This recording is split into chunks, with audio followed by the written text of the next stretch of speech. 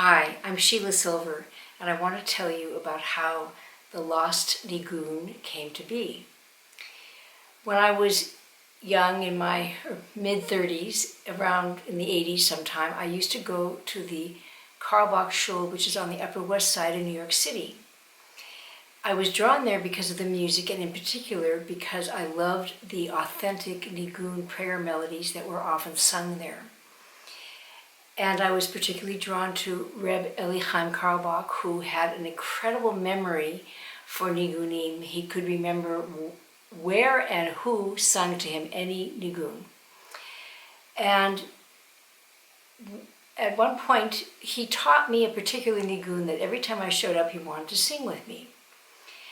And the years went by, and fast forward to 2021, when I was working on the Caprices for Emmanuel, I happened to have a conversation with Eli Chaim's widow, Rebbetzin Hadassah Karlbach. And she said to me, Sheila, do you ever sing that melody that Eli Chaim taught you?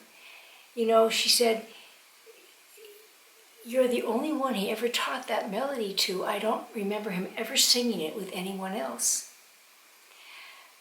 And that statement really blew my mind.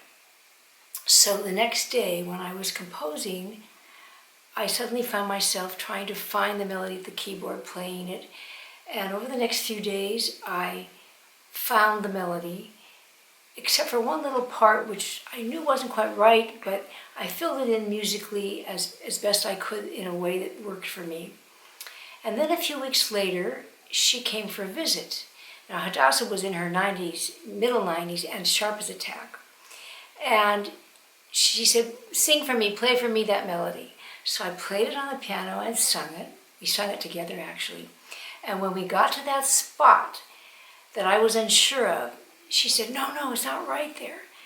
And she sang it for me as she remembered it.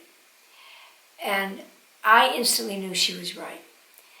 So once I had filled in that missing link, I knew I had found this Lost Nigun.